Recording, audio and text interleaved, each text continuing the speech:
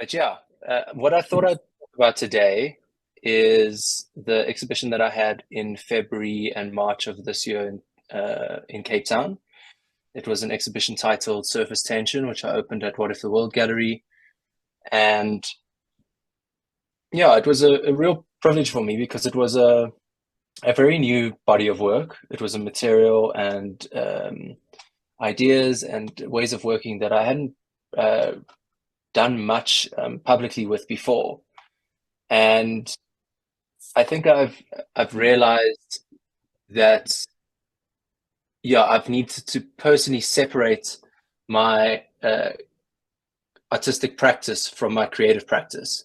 And by that I mean the studio and the responsibility of the studio and how that studio engages with entities like galleries, institutions, collectors, whatever, um, is not a direct reflection of my own creative process or practice necessarily. And there is a like an overlap and there is a feeding system where new ideas that I'm generating often get fed into the studio and then get fed into projects and exhibitions. But I've realized, yeah, maybe it's just like the nature of the game or the nature of the art world. But um, yeah, often it takes a while to get the works onto the platform that maybe they need to be on. And and so I kind of wrestle with this tension of um, yeah, wanting to constantly make new things and constantly preview, new ideas and new bodies of work with this tension of, I don't know, maybe needing to be consistent or build a train of thought or a body of work that collectors and people in the art world can follow and traverse with me.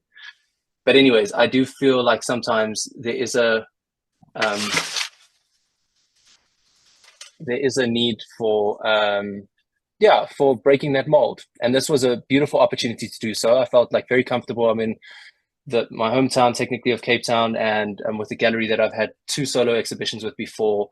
um, and yeah, I really just wanted to put out something very new and not really worry about the breadcrumbs leading from one project to another. So that's a little bit of a probably an unnecessary preamble, but it brings you into like a bit of the psychology behind the space of that exhibition. I'll show a few photos of the installation views um, of the gallery, but ultimately, what I kind of thought I'd do here is maybe break down a little bit of like the journey of an idea from inception um, to kind of a culminated body of work and how that can tie into how we can kind of reflect on that process and how we can see things developing. And yeah, I don't really have a moral to this whole story, but I thought that's why I'm presenting it to you guys. And I thought I'd really love to dialogue a little bit about like either people's similar journeys or how or how you see like ideas unfolding and developing and where that leads one. um, so yeah, so I thought I'd go back to 2015. um, so this presentation and this body of work that I'm showing is primarily around the material of sandpaper. And I looked for an image, and I don't have one, but I do have some images from my exhibition, um, and one or two works that incorporate this feature. But this entire body of work with sandpaper began when I was a student at Wits. I was working in the woodworking department. I was building some frames for some pieces I was making, and I wrapped a piece of sandpaper around a block of wood, and I did a very hasty sanding job just to rough off some, like to smooth off some rough edges um, of this block of wood that I was working on. And I noticed that the sandpaper uh, actually started to show the wood grain of the wood that was wrapped around. And immediately I took like notice. I can't remember if I took a photo or not, but I thought, oh, this is interesting. And I think we were, at Wits, we'd done a few printmaking courses. And so I was like, wow, this is immediately a printmaking opportunity. There's something here that picks up the underlying matrix of whatever it's placed on top of. And sandpaper obviously is wearing down in particular ways. So yeah, so I think the first piece I ever made intentionally with that technique and that uh, way of wearing things down was this piece. I don't even know what it is really, but it's a shelf. It's got these letters on it.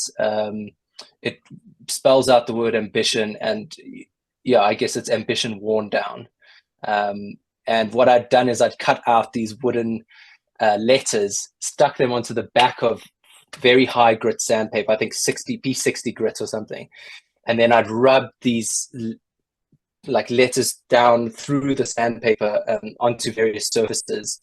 And obviously where there was contact with the matrix, with that letter that had been connected to the back of it, you have this this kind of wearing on the front. But I think in this piece, yeah, you guys are going to see some works that I'm quite embarrassed about, but I included them anyways because I really wanted to show the journey, and I also just wanted to reflect on the journey myself. But yeah, it didn't even wear the sandpaper down. The sandpaper was such a thick grit that I didn't even succeed in wearing it down myself. So I realized hand labor wasn't the way to go. And there was also something here, you know, like I was maybe taking a very conceptual approach and working with like text art and all these things that, you know, one should play around with as a student, but definitely is not up my alley. So anyways, moving on, here's some details so you can kind of see how the sandpaper wore away. Moving on, this is not sandpaper, but these are pieces of normal, I think, cotton rag paper that I ended up placing over bottle top spiral works that I'd done, some of the earliest pieces I ever did. And with a graphite pencil, I kind of captured the texture through a method of frottage, which is basically a rubbing method through the paper. And yeah, I included these just because I thought there is an overlap. There's this rubbing, there's this capturing an image through a material. There's a way in which something passes through the material that's interesting. Here's another image. And so these were all early forays, you know, and very much outside of my comfort zone. I think I quickly cottoned on to the fact that I'm a sculptor, you know, and I want to work with materials. I want to work with forms. There's a bodiliness to what I do. For those of you who've seen my works with toothpicks or concrete or beer bottle tops or my installations, for example. And so, you know, these two-dimensional pieces were definitely steps out of my comfort zone, but I think, yeah, useful, and things that, as I reflect on how I ended up with this show in February and how everything came together, these are kind of like little breadcrumbs or like stepping stones along the way.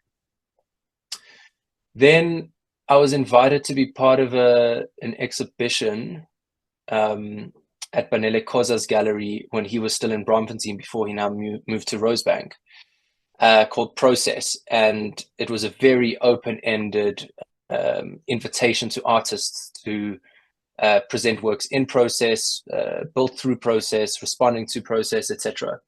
And on a side note, I actually think, you know, then maybe there's some curators in the crowd. Actually, I know Heidi and Adi and Jonathan and a few people in, you know, the Artist Gathering group have been amazing in creating platforms and opportunities for artists to present things and new ideas.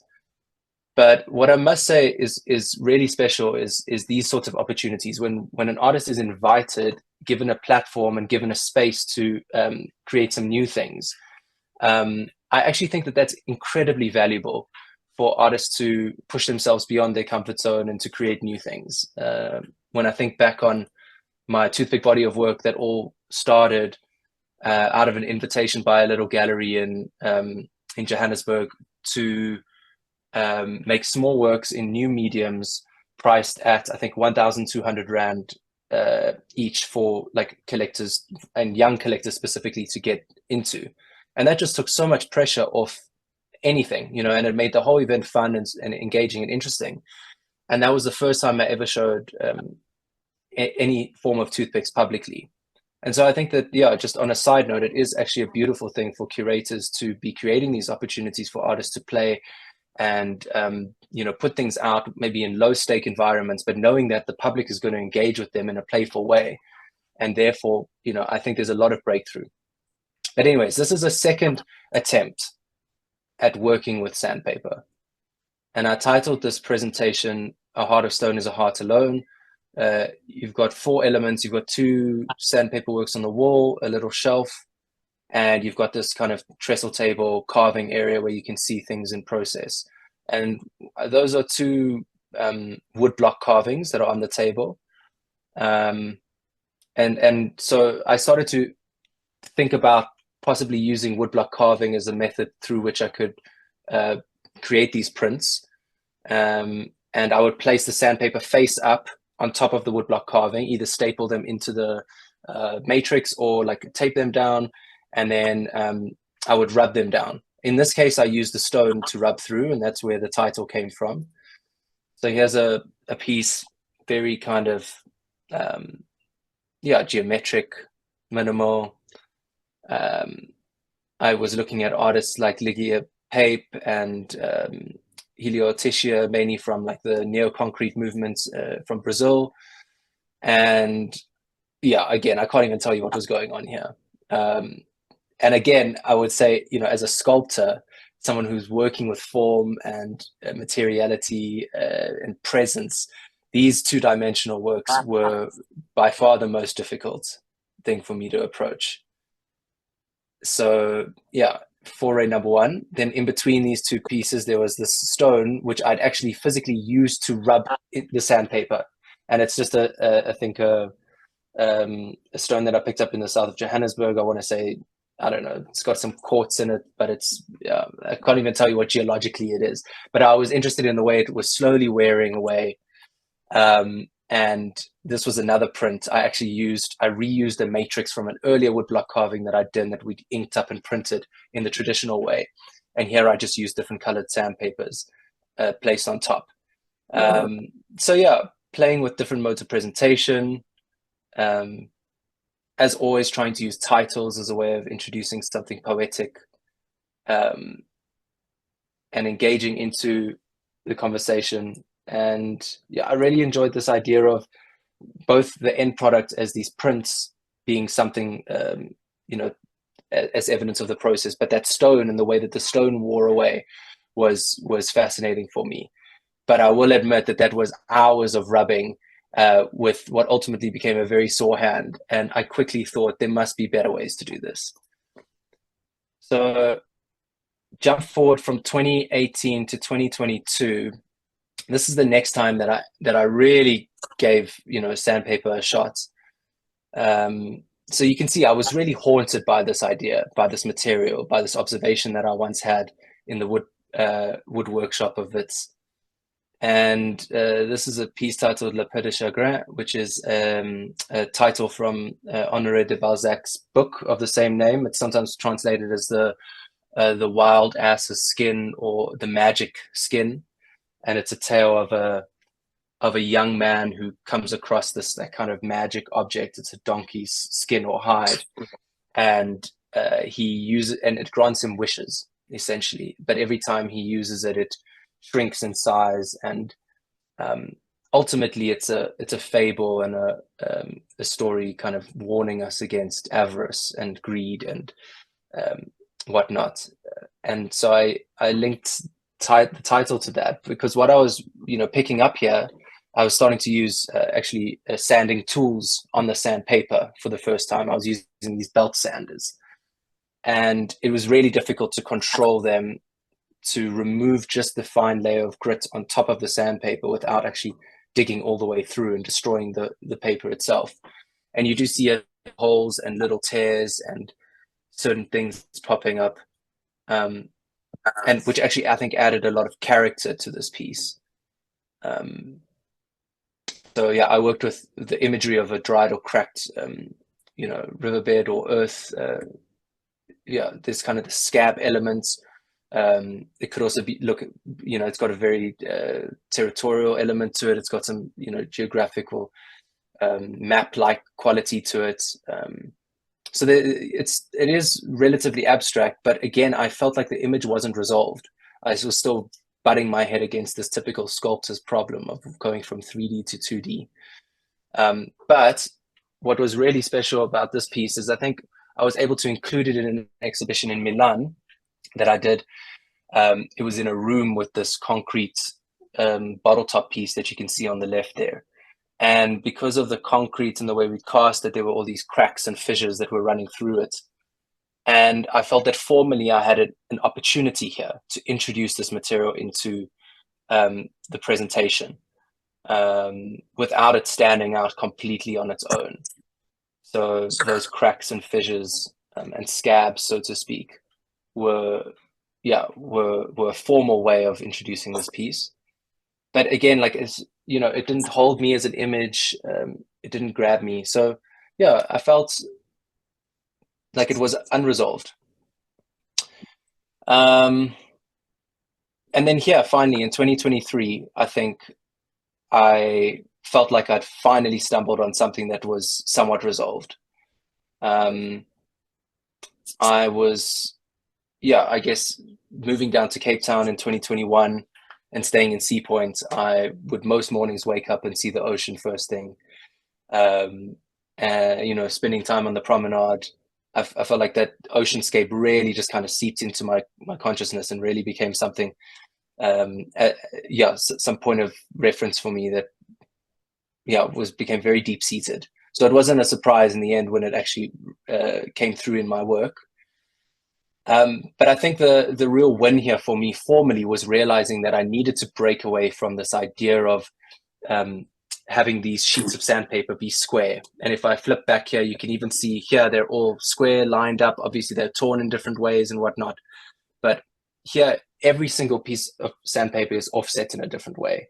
And I think it just gave it a fluidity and dynamism that was a little bit more engaging, and really opened up the floodgates for me to say, okay, I actually think there's something here. And this, I think I completed this piece in maybe June, July of 2023. Incidentally, I showed it to my local gallerist, What If the World, and they weren't super enthusiastic about it. They were interested and intrigued, and they thought it's cool and I need to push it further, but they weren't super enthusiastic. But I did happen to share an image with my Miami gallerist, who immediately was like, this is amazing. What have you done here? I told him, well, this is the process, this is what I've done. And I've produced it as an edition of 5. So it was a variable edition because we can't exactly replicate how each piece will come out, but we have the same matrix and we place each sheet in the same position. And so, using printmaking terms, it's technically a variable edition. We've got 5 of them. And he's like, I want all 5. And they ended up showing them at art fairs around the world and placing them with different collectors who were all in various ways quite enthusiastic about the project. And again, I think having had this idea linger for so long, for it to, 1, finally see the light of day, and then 2, to be embraced, and supported both by my gallerists and by collectors, was, I think, just a vote of confidence that I needed. So about halfway through 2023, I decided from September of 2023 till January, February of 2024, I was not working on anything else but this body of work. And I put everything to the side, called all my galleries, said, you guys aren't going to hear from me for about, 5-6 months. But it is what it is. And so now began like kind of the terrifying plunge into this project, knowing that I'd committed myself to presenting a new body of work, not really knowing where it was going. I have this one kind of anchor point, which is this piece titled Surface Tension, which I just showed you, the green sandpaper piece. But I didn't really know how to expand on that. And I was doing a lot of writing around my practice and a lot of brainstorming and thinking, constantly searching for reference images or material, like visual material that I could draw on, which again, really, even after all this time, felt like such a weak point for me as a person who thinks and operates in 3 dimensions. And so ultimately I decided I can't change my artistic approach here. And so I'm going to lean into what my strengths are, and that is the material and that is form.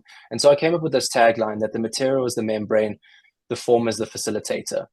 And I'll elaborate on that a little bit, but essentially I was bound by what sandpaper sheets and forms we could source. And sandpaper comes in a variety of different colors, and our main criteria was looking for sandpaper that had a differentiation between surface and backing, between grit and paper. And And I allowed that to influence my decision making around imagery. Secondly, I also thought that sandpaper comes in a variety of different forms. You've got the roll, you've got the belt, you've got the sheet, you've got the pad, you've got those like iron type things, all these different, fittings that go on different machines. And so I thought I'm going to lean into that. And here we are, late January 2024, the show opens. This is another installation view. And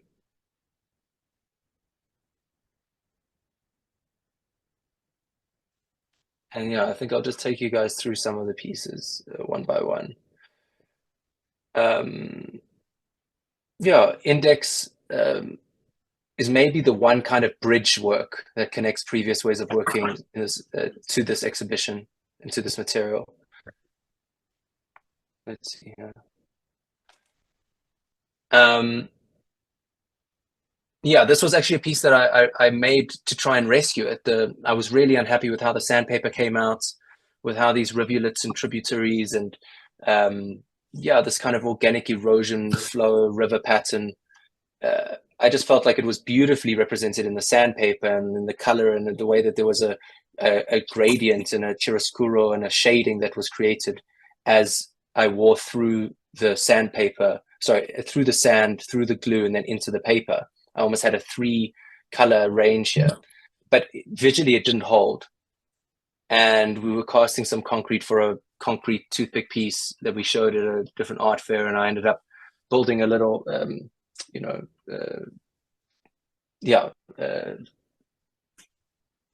mold around this piece and basically casting it into place. And then utilizing rebar to also create the flow. And for some reason, it just worked. I can't really tell you why.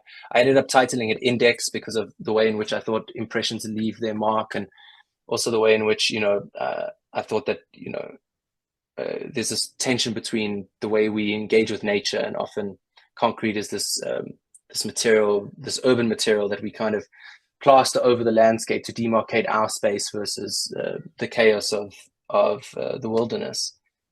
And water, as we know, is one material that really does not behave. It refuses to stay in, the places we put it. And I really like the way in which the concrete is kind of cracking as these tributaries and rivulets are coming out.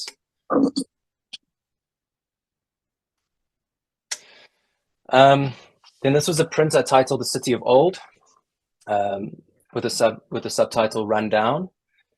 I really, couldn't help but thinking, even though I'm obviously based in Cape Town, this whole process, this whole technique, this whole material, sand on paper, it kind of became like a physical metaphor for landscape. Then there's all this element of the erosion and friction, and having grown up and lived in Johannesburg for the majority of my life, I really felt like that place was manifest in the material. And so there was this connection to Johannesburg that I was very excited to explore, and a strong visual form that I keep recalling from my time in Johannesburg are these mine dumps, and specifically the erosion that happens on the mine dumps and the beautiful forms that are created. Obviously, it does contribute to I think it's something ridiculous like 1.6 tons of dust that's blown around the city of Johannesburg daily, but there is a beauty in it regardless. And so I took a photograph of the side of a mine dump with all its forms and used that as what I carved into the template, the block of wood, and tried to capture the kind of gradient of a mine dump on the side there between the gold colored paper and the dark black elements. And then you have this kind of bright orange sandpaper that has a white backing. And that kind of is almost like a rundown element on the right-hand side of the piece.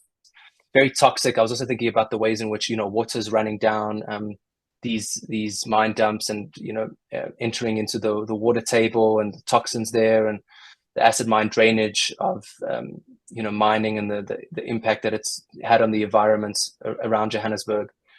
So all of these like ideas were floating around.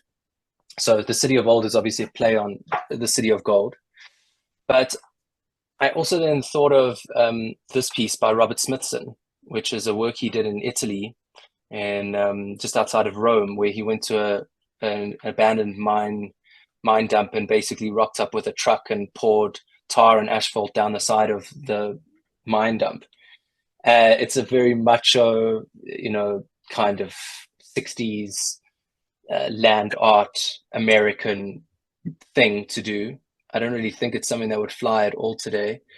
I don't even know that it, flew then, but it was a reference point for me. And I thought, it's again a way in which we kind of, just make our mark upon the landscape of, for better or for worse, but in many cases for worse. And so I took this form and flipped it and utilized it as the kind of orange thing running down the side. Mm. Playing with scale here. This is the smallest piece I've probably ever made, but it's a dendrite, a pseudo fossil that my dad had in his rock collection, still has in his rock collection, that I grew up looking at as a kid. And you can see that it's all faded at the bottom. You've got these little dendrite rivulets that are running through, and I think the fading on the bottom edge is where my grubby little fingers rubbed away some of the magnesium crystalline forms. But I gave it the subtitle "The Trickster Makes the World," which is a book written by Lewis Hyde that I really enjoyed reading. And he kind of speaks about the way in which we try and separate constantly the sacred from the profane, the mundane from the exalted. And actually, there has to be this overlap, specifically for creativity to exist. There has to be a bit of dirt in the mix. And a bit of dirt, a bit of friction, a bit of unease. And he extrapolates it on beautifully, and I'm going to butcher it if I try and summarize it now. But I did like the way in which this fossil for many years had, to me, masqueraded as a fossil, and when in actual fact it was a pseudo fossil. And there's a sort of a deception and a trickery that happens, I think, with this material, and the way that one hardly believes it's sandpaper, or that sandpaper can do something like this. And so I was kind of building these layers into the work. What I do like about this very fine grit sandpaper is you can actually see through and see the logo and the backing and what grit it is through the thinness of the grit itself. And then here I mimicked also the form of the sanding pads, because these would fit onto a sanding pad machine. And I just enjoyed the way I could introduce these different forms of sandpaper into the exhibition, whether it's the pad, the sheet, the roll, the disc. So in the beginning I mentioned how I'd originally come to the idea of sandpaper being a possible printmaking material, and something that I wanted to explore further and work a little bit more with. And this is basically a homage to my entire process. It's a couple of slabs of wood, planks of wood, with the grain very visible. And you can see that the sandpaper continues the lines of grain through the different colors, through the different grits. And we've again used the sanding pad form. We did actually fabricate this. These are not sanding pads themselves. But we did adopt that form as a way of presentation.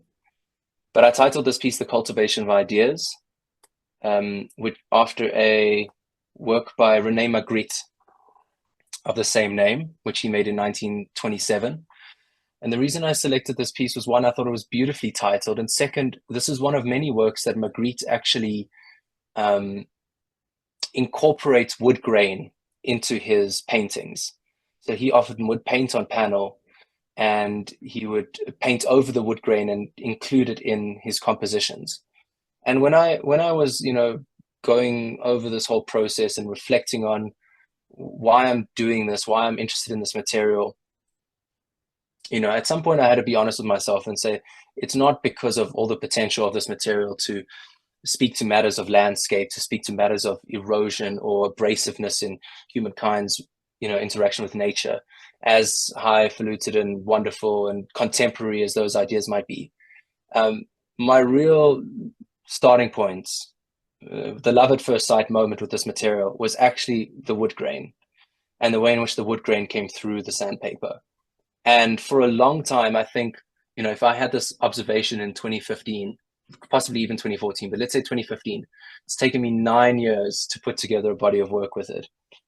And I think a lot of that 9 years was just coming to terms with the doubt around whether it was good enough, whether it had enough merit, whether there was enough to work with here.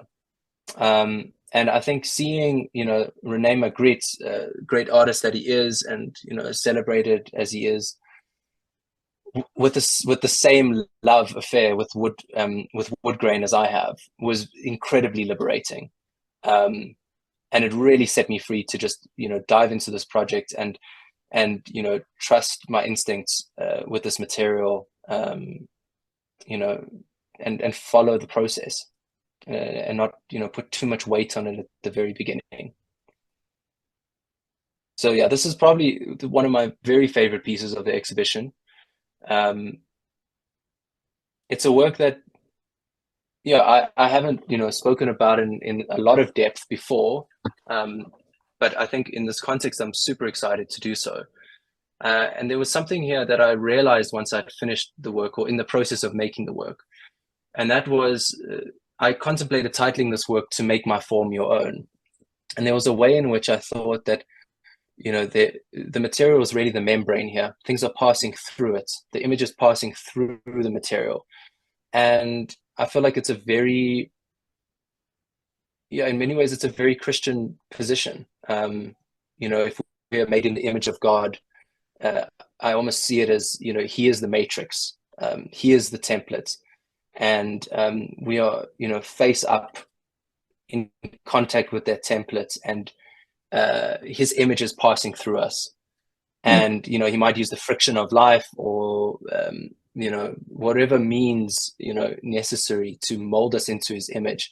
But ultimately, as Christians, we can believe and trust that he'll finish the good work he started in us, and that his image will shine through in the end.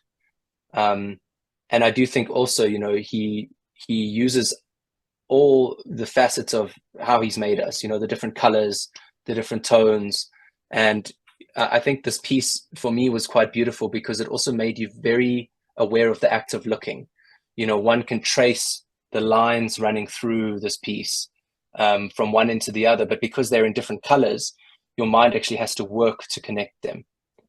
And I felt like that was, something that made the viewer very aware, hopefully, and something that, would hopefully heighten our awareness and our perception in the process of looking and engaging with a work like this. For some reason, maybe you can call it sentimental or idealistic, I chose 12 pieces of sandpaper, 12 different pieces of sandpaper, different colors, as the, to place on this piece. Who knows, maybe some reference to Jesus's 12 disciples and their multifaceted, varying characteristics. But this piece was very special for me, I think, and really a nice way to tie up the original starting points of this body of work, with the process that it had taken me on to get to this point. And then finally, the kind of star of the show was this 3.6 meter wide carving, or sandpaper print, I should say, sorry, that we made out of these rolls of black grit sandpaper on a blue backing. And immediately when I saw this material, I knew that this was kind of the direction it was taking. And there was something to do with water here. That blue was just so seductive and so beautiful. And the connection with the black in the front was just amazing. So that's what I mean when I say that the form is the facilitator and the material is the membrane. In this case, I was really led to this imagery, as opposed to starting with the imagery and then finding the right material to express it through. We again were working with reps from multiple sandpaper companies, and you would not believe how difficult it is to explain to a rep that you're using their material for non-industrial purposes. and that you're actually interested in the color of the paper as opposed to the application of it for mass industry or whatever. So we've had quite a journey of trying to learn the right jargon and lingo to engage with people in that world. But yeah, this was an opportunity for me to, again, make these wall-based pieces a bit more installational. The rolls were really an opportunity to, play formally with this idea of waves washing up on the beach. And yeah, I guess, again, tying into the title of the show and previous works, the surface tension of the sanding pad on the sandpaper to wear down and wear through the grit led me into this thinking about water. Furthermore, actually, what was really intriguing about this piece was, if you can see here, the paper itself is called waterproof paper. So there was a little bit of a paradox and a little bit of an irony here. The other, fascinating thing about sandpaper is that often you will find sandpapers that use water in the process. So specifically in the automobile industry, they'll run water over the metal, let's say, hood of a car while they're sanding it down, and the water actually brushes out, pushes out the debris and the little dust buildup, so that the sandpaper stays more effective for longer. So it did seem to be all these paradoxes with dry and wet and dust and water and moisture, and I guess I was just pulling all these out. But I gave it the title The Expanse and the subtitle To See the World in a Grain of Sand, which I pulled from that William Blake poem, which I think the first two lines go of to see the world in a grain of sand and eternity in an hour. And then the other two lines are something about palm of your hand and a flower, but I'll see if I can find it a little bit later. But it was really special, and I think there is something here, connected with William Blake and his way of seeing, and the kind of way in which he took so many mundane things and brought out the magic in them. There is something here that's rooted in the absolute mundanity of this material. It's something that you ball up and throw away as soon as it's done. It has no intrinsic value beyond its use value, and yet an entire world has opened up for me here through it.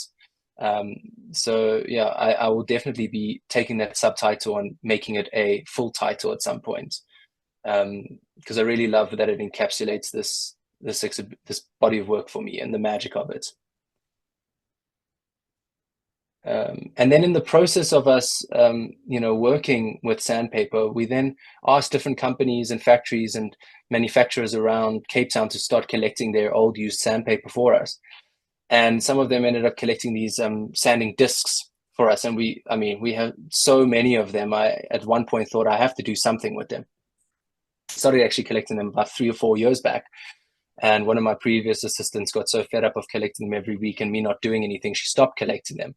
And so they sat there for about a year or two, and then eventually we began a couple of initial,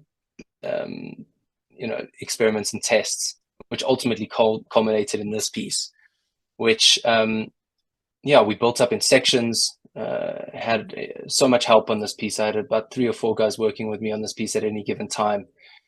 And ultimately, we really just let, the round form of these discs influence how the ultimate form of this piece resolved itself. And it was amazing, the geological formation that kind of arose here. But it was tricky to kind of engage in this dialogue with the possible pathways of water from the bottom up, whereas water flows from the top down. And ultimately, when this work was done, I titled it The Things That Only Time Will Teach You, because I think if I knew how long it would take to do something like this, I would not have started in the first place. So, there's also a magic in being a little naive and not planning too far ahead, because one might never start, if we count the full cost of things. But yeah, here's some other views of it from different angles. And it really was something that just towered over you. And what was amazing was towards the end, towards the top third of this piece, we started running out. And so we started frantically collecting far and wide, as anywhere we can get these sanding discs from. And you'll see that there's a white line almost like a geological seam running through the piece. And that was because this one week we found a ship manufacturer, a yacht manufacturer in Cape Town that used these white discs, and they gave us an entire bundle, and that was what we ended up using to grow the piece that week.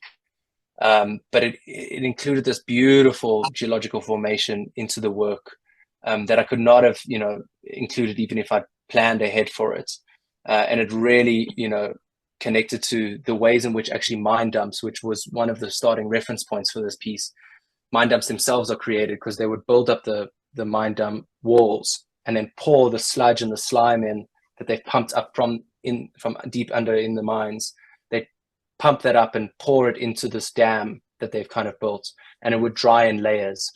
And so often as the mine dumps eroded and wore away, you would see the layers of sediments coming through with the different colors or whatever of mineral that they were excavating at that time. And so, yeah, I loved how through the process, these reference points were brought out. And as I mentioned, we didn't pre-plan this work too much because, it's very hard to do so. We kind of just built a set of principles in place. And the principles were that you place each disc on top of the disc before, but slightly off, like less than a millimeter off. And that way, this piece kind of just shimmied and jiggled and wound its way all the way to the top. Yeah, and then finally, I thought I'd just show you guys, that one can reuse a matrix. We're also experimenting with multiple different colors of sandpaper. So this was the original piece that I worked with, which I titled Surface Tension in 2023, which was an edition 1 of 5. And then for this exhibition in 2024, I made a 2024 version of Surface Tension in blue, in 2 different shades of blue, also an edition of 5. And finally, we had some sandpapers of which I could only get 2 or 3 sheets of each, and we couldn't find, suppliers had stopped making it, or and there was no way for us to get more of the material. And so I just made a 1 of 1, but I used the title that I'd long been wanting to pull on, which is The Paradox of Praxi, which is a title of a series of works by a Mexico City based artist. He's originally from Belgium, but he's been based in Mexico City for, I think, the last 30, 40 years. His name is Francis Alice, and he has these very poetic gestures, one could call them. One of them is pushing a massive block of ice around the city of Mexico, around Mexico City for the entire day until the ice melts. And his artwork is titled, he has a short video that captures a bit of it, but his artwork is titled The Paradox of Praxis. Sometimes doing leads to nothing, which I think many artists can relate to. But ultimately, an artwork came out of that for him. And in this case, I was pulling out the paradox of the fact that sometimes removing is and it's only in the removal of the grit from the sandpaper that these images start to surface. And that, I believe, is my little slideshow. So I'm going to stop sharing the screen and hopefully get some visuals from you guys. Yeah, I have been talking to myself and at my own screen for the last, I don't know how long. So I hope I wasn't drawing on too long, but I'd love to just hear any thoughts or any observations from your guys' side, and yeah, chats with whatever time you guys still have available.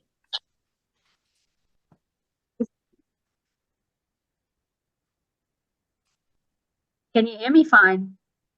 Yes, I can hear you, Adi. Awesome. Thanks, first of all, that was lovely. I was lucky enough to attend that show in Cape Town, and it's even nicer in real life. Obviously, because it's sculptural, you get to see those textures up close. Very well done. And yeah, I've got so many questions. I think from a personal level, like, how do you deal with the pressure? Like, how do you deal with having like 5 galleries on call and traveling the world? And I know you're sort of like a pastor's kid and humble beginnings. Kind of like, does that get to you? Or do you feel like God has in a way, I don't know, he heals you? as you go along? Yeah. I think you'd probably have to ask those very close to me how I deal with the pressure, because I don't know that I'm very objective about it myself. But I realized this morning I went on an absurdly long run for a Saturday morning because a few months ago I decided to foolishly sign up for a marathon, a full marathon. So clearly, something's going wrong and I need an outlet.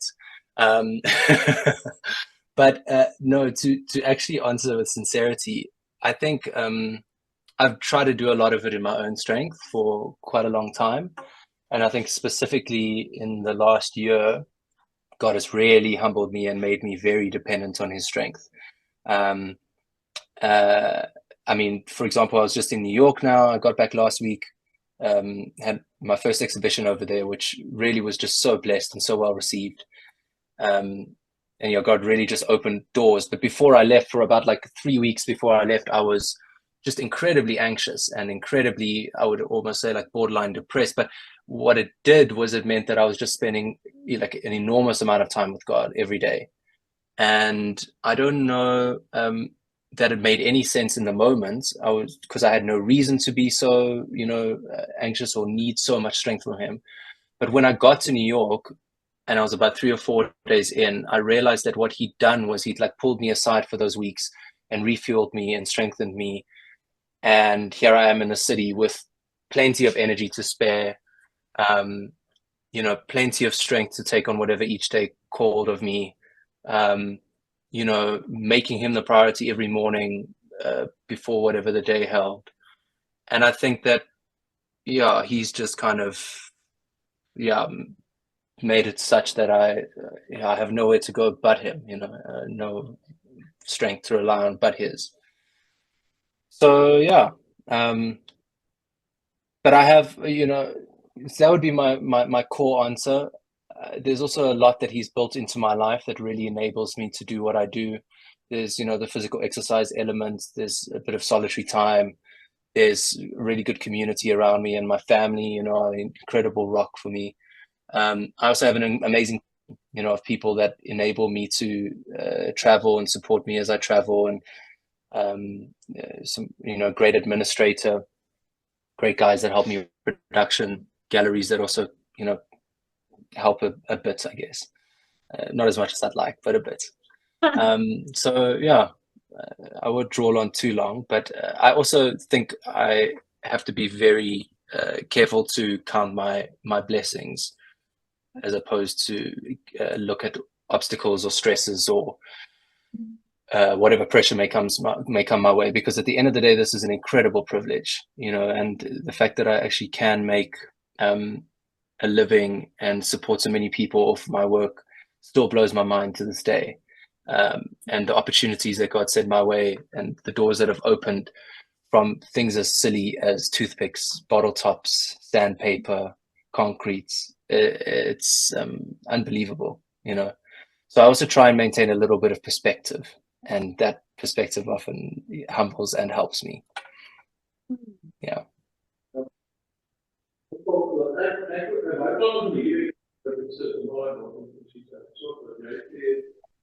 Can I just ask that you guys can ask the questions by the laptop, because then I can hear you. I can't actually hear you if you guys are too far away, if you don't mind coming where AD is. That's fine. Amazing. Thank you. I think we're a bit tired. Yeah. Hey, Chris, it's me. Hey, JB. Just maybe first of all, well, thank you, and love and greetings to your family, of course.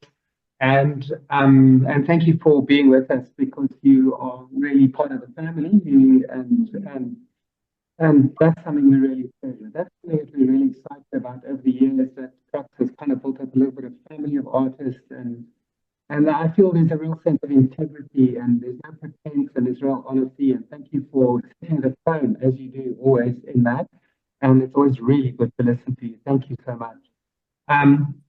Just a comment on your artwork, and you already expressed gratitude to the Lord for enabling you to do these things and the privilege of it and so on.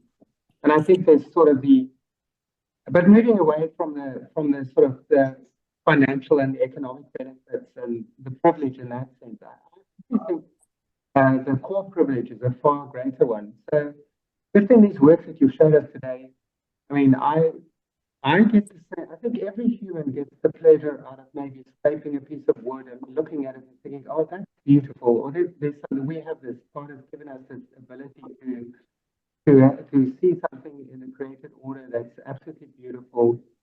And then you can assemble a bunch of rocks next to next to a river. And that's beautiful. And there's a sort of a sense of playfulness after a God who makes the ordinary, and in the ordinary there's texture and there's beauty and there's composition and there's color and there's variance and all these things are sort of come out through your art. And in this world that's so simple, it's almost like the Lord is taking a bit of a tip on the majority of the people who come to a gallery and look at your work. It's like, to me, it's like the Lord is winking at his own people when you put up a work of discarded sandpaper and it's expected the same beauty that's in a sense all around them. And people go, oh, this is so beautiful. And it's also it's a recognition within them that they belong to as images, that they belong to God, and they recognize that what you're doing, ironically, is through that which you make, you are bringing people back to the God who makes. And there's something beautifully playful about that. And the reason I'm making this comment is because I think the pressure is always on for you to produce something else, to produce, okay, what am I going to do next? What's my next medium and so on.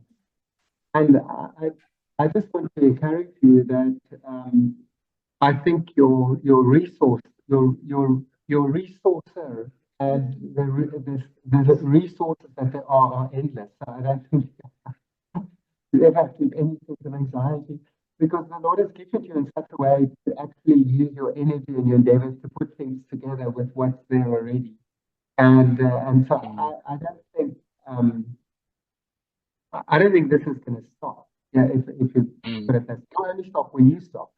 So and then it'll still go on. In the Lord will continue to do it. So, so that's sort of a long-winded comment, but yeah, I get a sense of delight in looking at your work, but not just delight because it's art or it's art in a gallery. Spectacular as that is, and outside of my own world, to be quite frank, actually, in many ways, but I just delight in the Lord who makes it, who's given us all, and he's who's using in this extraordinary way, which doesn't make you so special as a way, but I mean it does.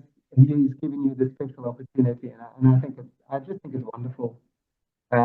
Anyway, that's my comment.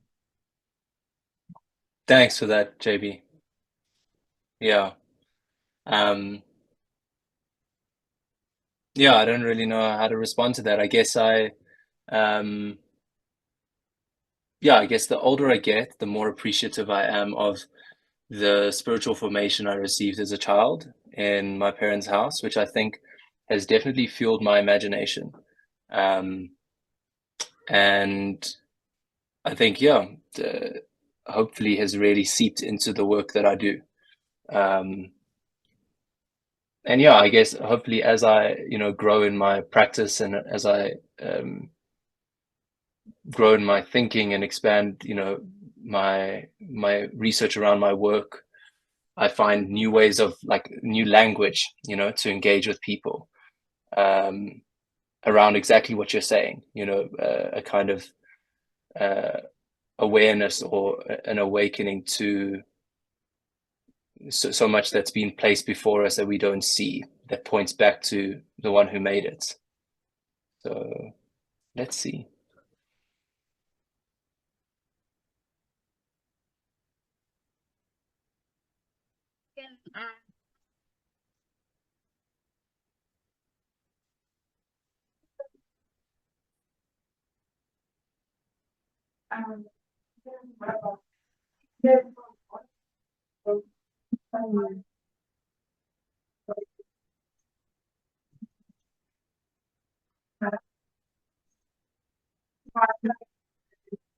Yeah.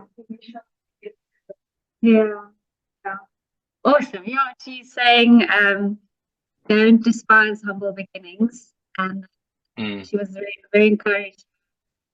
Idea that you can have a little idea 9 years ago and then see that grow. Not encouraged to go look at those small things that pique your interest, go brush them off and see what they can become. Yeah. So encouragement in that. Yeah. Yeah, Something thank you. And I think, if I can comment on that, maybe, it's great that we are speaking, conceptually and theologically and spiritually about so many of these things. But I do think, we're also bodies in this world. C.S. Lewis has a lot to say about our animal nature. I was reading the Screw Tape Letters again. He says, like, we forget that we're animals, and when we bow down or kneel down, something actually happens to us as we pray. And sometimes we think, oh, we could just pray to God lying in our bed, and then 5 minutes later we fall asleep. So, there is something about our animal humanness, the reality in which we live. And I think that, we sometimes just have to be quite practical about things. And if I had put, all my eggs in the sandpaper basket when I had the idea, I might have gotten really frustrated and stuck. And maybe the time wasn't right, and I had to have a whole 9 years worth of life experience before I could actually tackle this project. Or 9 years worth of career experience before a gallery would let me, pitch up to the gallery the day of installation without them having seen a single work for the show. But they trust me enough to, bring the works. So I do actually think that there's benefit in like working on multiple things at the same time. When you feel stuck or when there's not magic happening in a particular department or a particular piece, just move on to something else. Just keep the momentum going, and trust that little thing, as small as a beginning as it might be, will ultimately rear its head at the right time. And there's so many examples we could think of from nature, like this, even this idea of like a little piece of sand getting into an oyster and slowly transforming into a pearl. There's something like at the back of my consciousness that was tumbling this little idea over until it finally came out as something that was ready and ripe for viewing. So yeah, there are lots of artist hacks, and I think the more we can add to our palette and the more we can add to our arsenal, the better. Something I personally just find interesting about your work is that you speak about going to, the shipyard or going to these industrial people, asking them for materials, and we feel like that hands of art reaching into the world of non-artist people, into communities where art isn't really a thing, or definitely not conceptual. And that makes those people think. It makes that, that builder or ship worker or beer can maker think newly about what they do and the significance of what they do. And those are people that would never step into one of the world gallery, but having interacted with you, I feel like, yeah, art is sending that magic into all those other different places. Connectedness is really cool. Yeah, we did have the privilege of inviting a lot of the guys who kept and stored and supplied us with the sandpaper to the show, and they ended up coming with like kids and family and everything. That was amazing. But yeah, I will actually say, I think like, I've spoken in the past with you guys about, I think like the language component of being an artist. Like, often we think so much about the image or about the form or about the presentation, and we wrestle with the materials or the technique, whatever.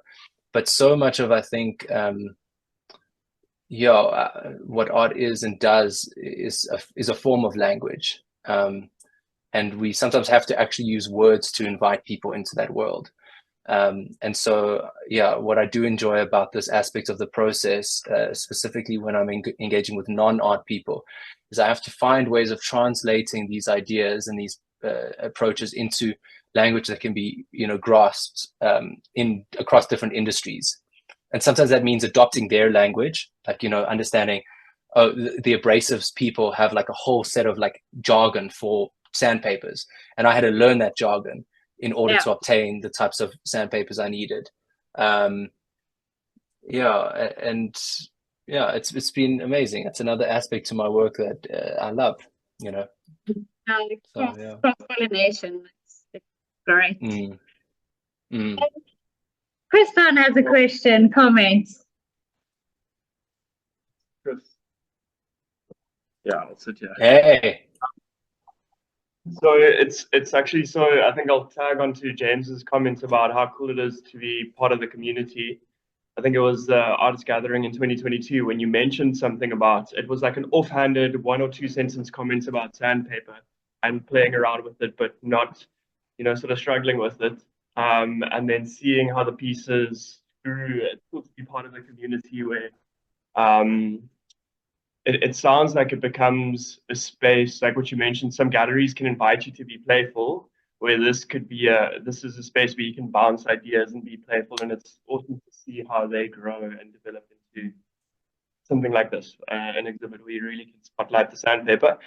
So that's just pretty special. So thank you for sharing that journey with us. Sort of as the years roll on, we get to enjoy that. I'm curious, are you running, and this is left field, are you running a road marathon or a trail marathon? Road. I'm running road up. I'm doing the Cape Town marathon on the 20th of October.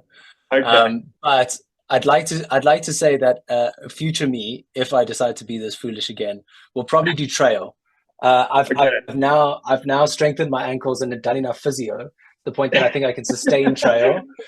And furthermore, there's the natural beauty of the Western Cape that is just so at your doorstep. You're like, why am I running on the prom, as beautiful as it is? So let's get into the mountains. It's going to be interesting. Maybe give me a bit of time. Yeah. Future iterations of the work will either have like tar incorporated into them or more mountainous, sort of like rocky landscapes. You joke. The tar's already crept in. We'll have to see about the rest. Thanks, Chris. It was awesome hearing from you. Thanks so much, man. Great to see you.